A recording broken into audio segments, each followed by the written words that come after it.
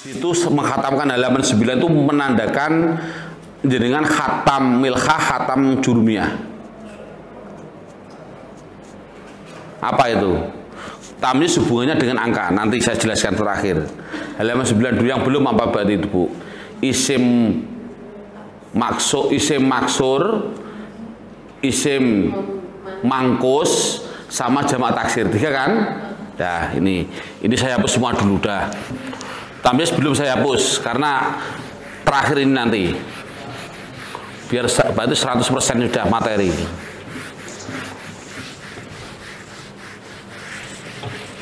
Pokoknya habis duhur, mohon maaf, langsung saya pendalaman. Mengapa ada demikian, mengapa ada gunanya apa. Sudah kelas laki-laki, Ibu nanti kalau ikut alhamdulillah. Semoga nggak pusing. Tapi tetap ikut aja dulu. Ikuti dulu, siapa tahu paham gitu loh. Tamyiz juga saya hapus. Bismillahirrahmanirrahim. Berarti saya akan mengambil apa tadi yang saya maksud, coba. Kemarin saya bilang lafal hubla itu namanya alif ta'nis maksuroh, istilahnya maksuroh. Ada lagi contohnya apa kemarin Nabi? Husna, gitu kan? Nah, coba apa yang saya simpulkan kemarin? Maksuroh. Ada alif bengkong, sebelumnya dibaca fathah tanpa tanwin, dah. Betul? Bagaimana saya tahu itu maksuroh? Yaitu dengan syarat bengkongnya adalah tambahan. Itu kan kemarin gitu kan? Bengkongnya saya tulis, bengkongnya adalah tambahan.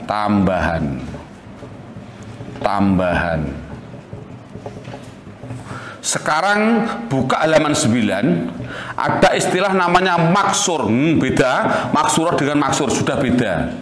Maksur adalah hudan atau adzan, sakit.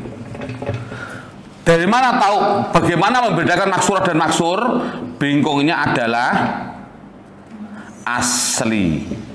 Bengkongnya adalah asli. Udah pegang dulu. Paham ini? Itu maksur. Jadi ada beda maksur dan maksurah. Dulu saya pusing bertahun-tahun gara-gara isim maksur, maksurah, mangkus, pusing saya ini. Padahal mau tidak mau kalau nanti menerangkan maksurah langsung maksur. Tujuan saya seperti ini. Artinya adalah kalau maksurah alifnya itu kok tambahan itu jadi maksurah, kalau tidak artinya maksur. Berarti saya sekali lagi, maksur itu biasanya mempunyai nama yang namanya mangkus.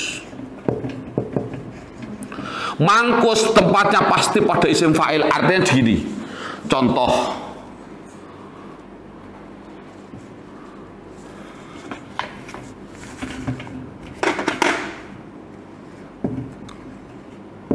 Qadin, awas, bengkongnya adalah asli.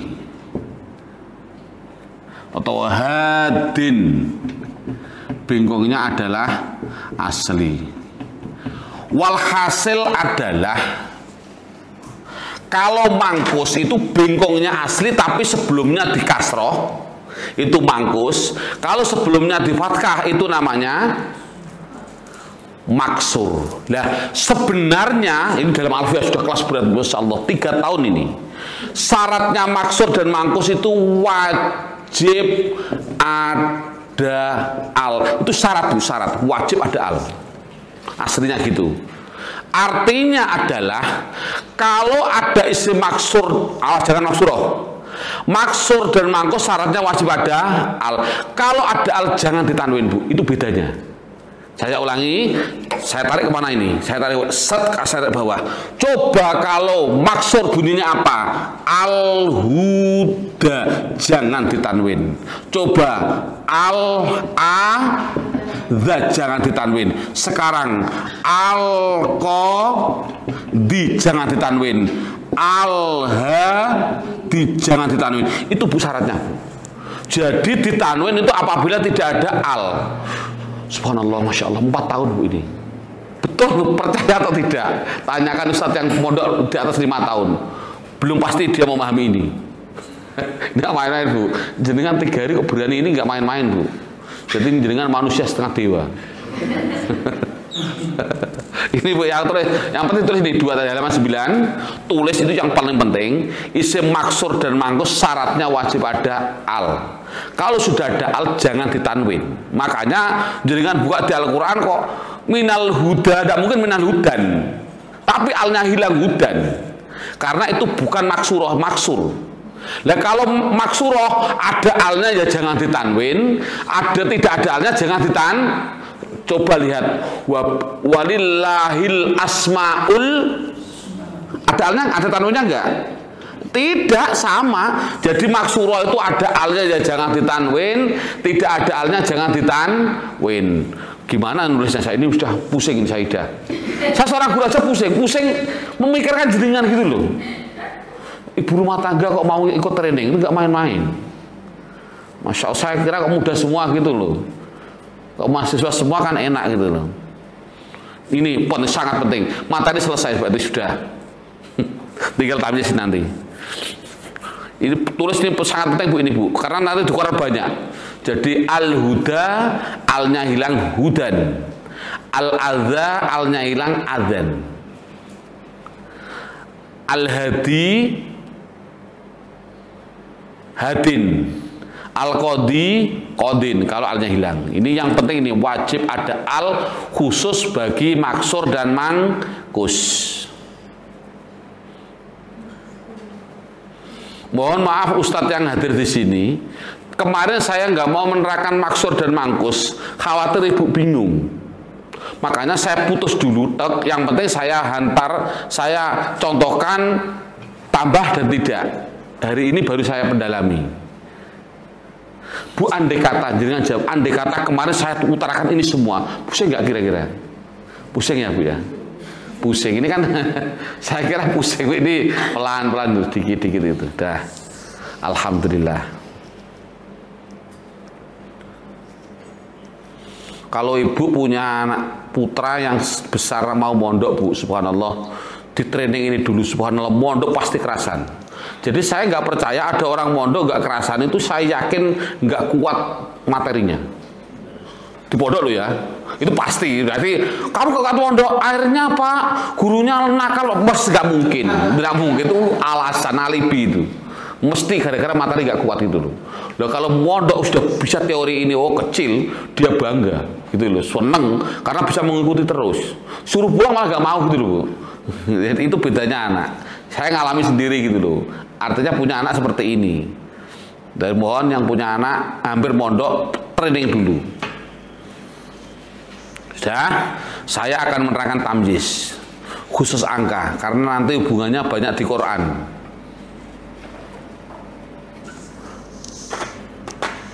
Ya, kalau ini harus nulis ini nih, nggak nulisnya nanti. Saya hapus ya. Sudah belum ini? Nah, ini awas. Judulnya angka, namanya adat. Tidak ada bukunya. Adat ini habis ini nanti langsung praktek Fathul Qorib, gundul.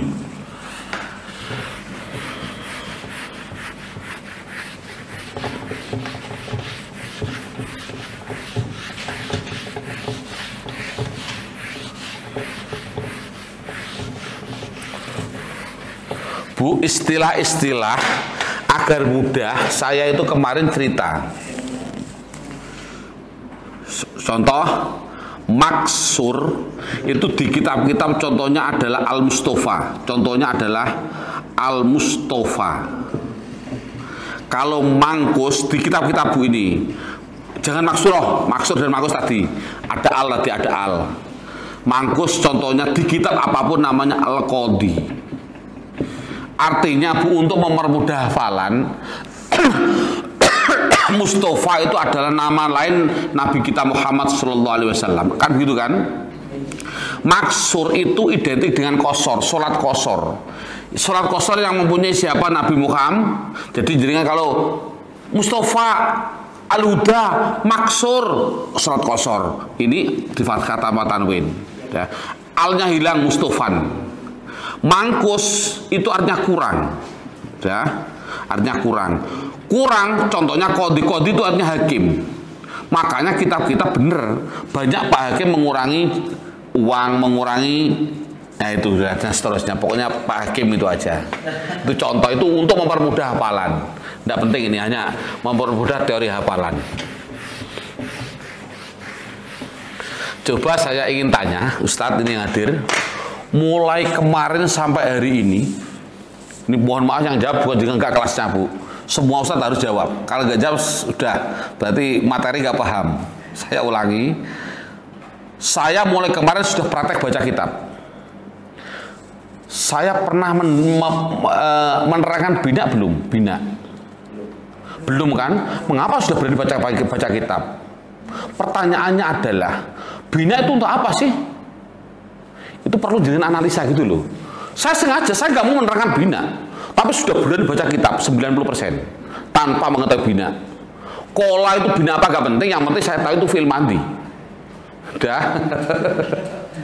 Sudah, saya bilang sona bina apa gak penting, yang penting pasti dia fi'il madi.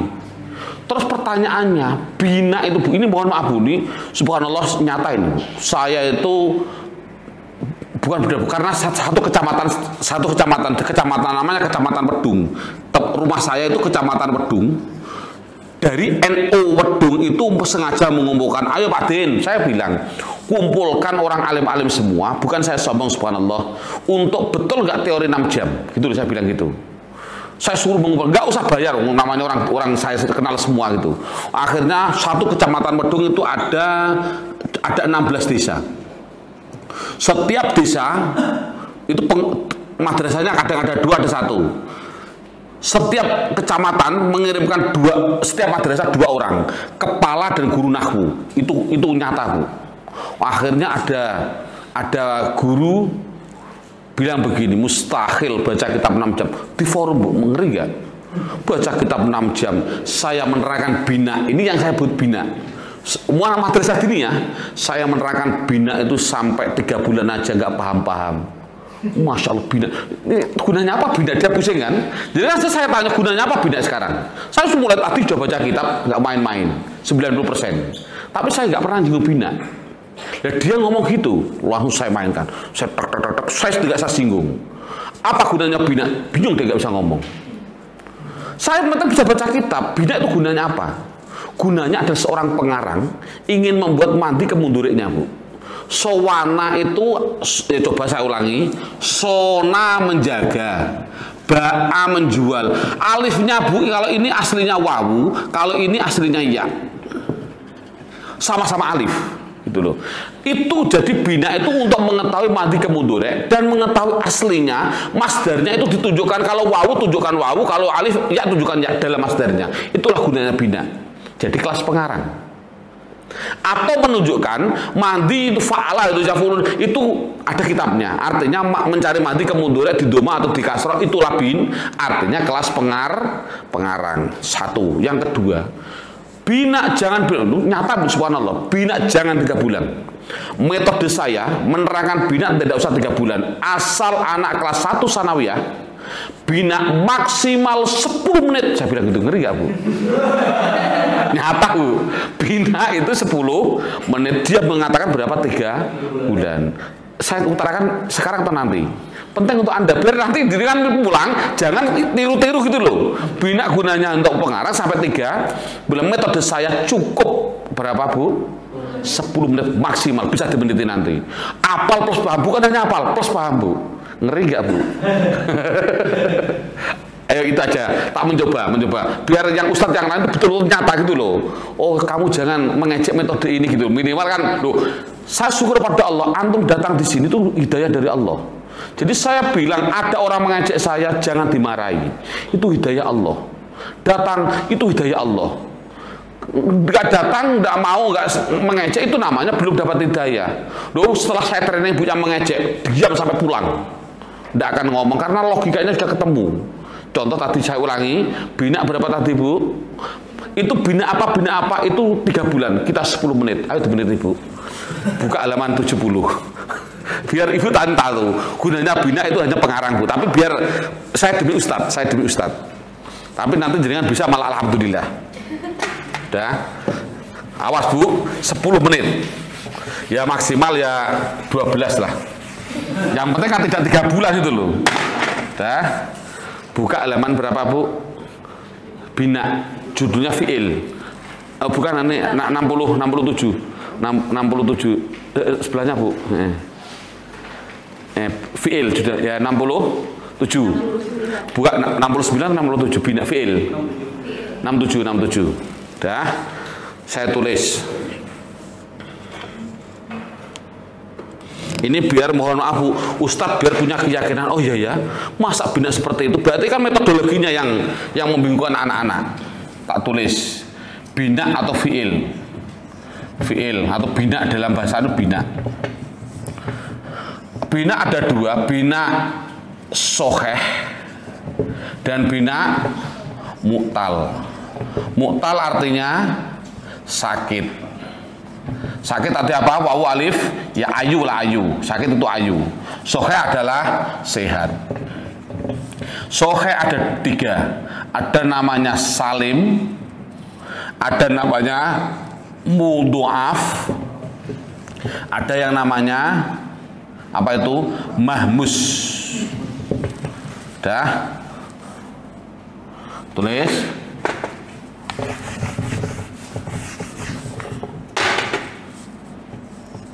Yang mu'tal itu sakit. Ada 41 namanya misal, 2 namanya ajwaf, 3 namanya nakis, 4 namanya lafif. Udah. Coba masa Setiadi malah mungkin tidak paham. Paham gak Setiadi bina?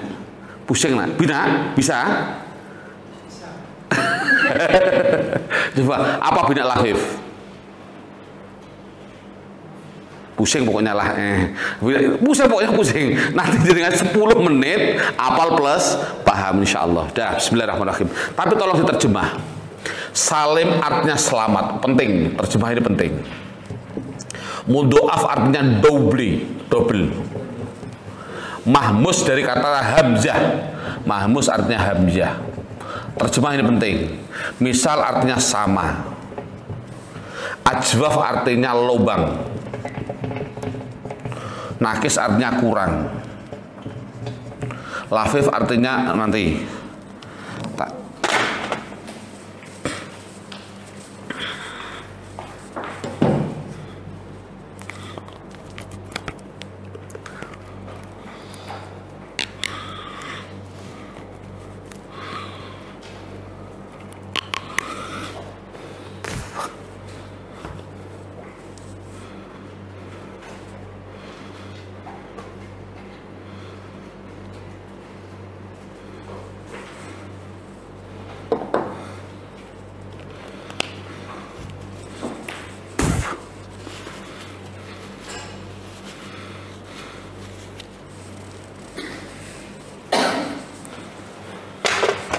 Dah.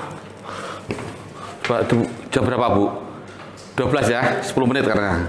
Dah, biar orang tahu dah. Saya ulangi terjemah dulu. Salim selamat, double. Mudhoaf double. Mahmus hamzah. Misal sama, ajwaf lubang, nakis kurang. Lafif itu Bu. Nanti. Ini dulu. Salim selamat artinya adalah fi'il itu adalah mesti 3 huruf intinya. Dah. Kalau ada 3 huruf kok sehat semua. Mudah dulu ada. Mudhoaf adalah double sehat semua. Awas, double sehat. Contoh maroro liwat Bu, maroro liwat. Madada itu bisa senang, bisa panjang. Dah. Masasa memegang. Dah. Namun Bu, orang Arab itu naudzubillah min dzalik sama dengan orang nahwu, sama dengan apa? Orang bermasyarakat sosial. Kalau ada 2 huruf hidup semua Bu, itu orang hidup sama-sama kaya, sama-sama punya jabatan, dia malah dengki gitu. Naudzubillah min dzalik. Itu akhirnya apa yang terjadi? Kalau sudah sama, yang depan harus dimatikan. Kalau orang Jawa bilang itu tega sakitnya, tidak tega matinya. Kalau sudah mati, nulisnya nanti akan didobel. Jadi maroro, kalau yang depan dimatikan bunyinya apa terusan? Nulisnya apa? Marro. Gini tulisan, jadi itu aslinya double ro sehat semua, dal sehat semua, madada jadinya madda, masasa jadinya mas, walhasil adalah double sehat semua, tapi double. Paham ini? Cukup. Sekarang hamzah mahmus, tulisan Arab mesti 3. Contoh dari kata dasar fa'ala.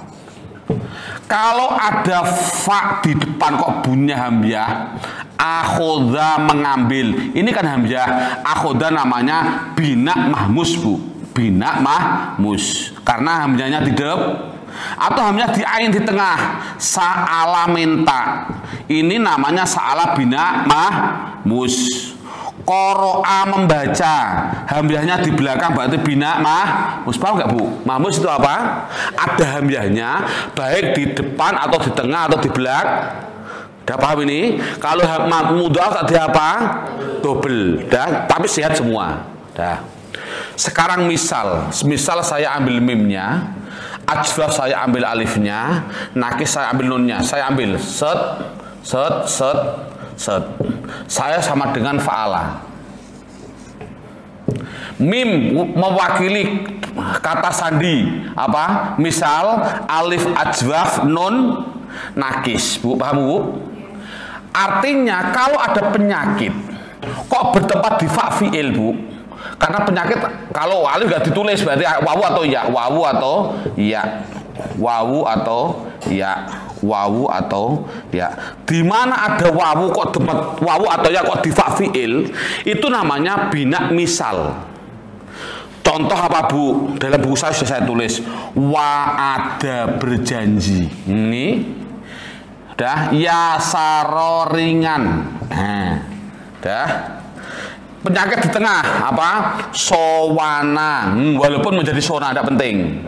Sayaro berjalan, walaupun bunyinya saro. Yang penting penyakitnya di teng atau penyakitnya di belakang. Ghuzawa perang.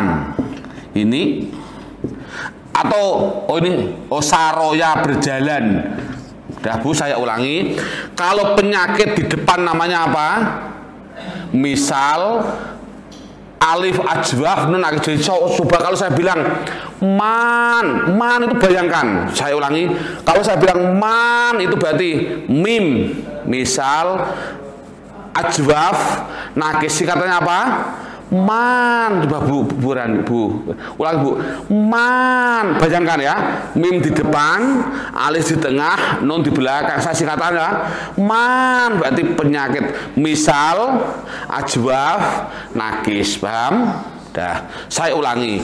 Double sehat semua mudhoaf, ada hamzahnya baik di fa atau ain atau lam namanya mahmus hamzah. Penyakit di depan misal, penyakit di tengah ajwaf, penyakit di belakang. Nah, pertanyaannya, mengapa penyakit di belakang kok dikatakan nakis? Itu pertanyaan penting. Orang Arab ngeri, benar sekali. Bila di belakang penyakit nakis, mengapa? Nakis artinya kurang. Kok tahu?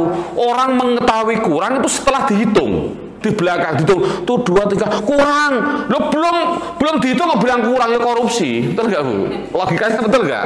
Canggih orang Arab. Terus mengapa penyakit di tengah dikatakan lubang? Lihat, ada sesuatu yang baik-baik tengahnya busuk. Apa jadinya? Berlubang dia. Sama. Mengapa dikatakan sama? Karena dia semua penyakit, Bu, kalau di tengah, Bu, diganti alif. Kok di belakang jangan dikarokati. Tadi kan penyakit di belakang jangan dikarokat, disimpan. Tapi kalau di depan dikarokati, Bu, sama dengan apa? Sama dengan huruf sehat, mendapat karokat. Ngeri gak? Orang Arab canggih. Mendapat karokat karena di depan. Menurut orang Jawa tiada rotan akar pun bergun, tetap dikarokati karena di depan. Terakhir lafif. Lafif itu bahasa Arabnya majmu'. Saya untuk menghafalkan, saya bilang lapis. Karena saya keliling Nusantara sampai di Japan Waropen saya ke sana, kecuali Aceh yang belum saya datangi. Ini adalah lapis, adalah makanan yang bertumpuk-tumpuk, Bu, merah, hijau, kuning. Sama nggak di sini? Ada ya. Artinya adalah bertumpuk-tumpuk tapi penyakit, Bu. Nah, ini. Itu namanya lapis gitu loh. Jadi nanti hafalnya lapis. Contoh, wakoya menjaga.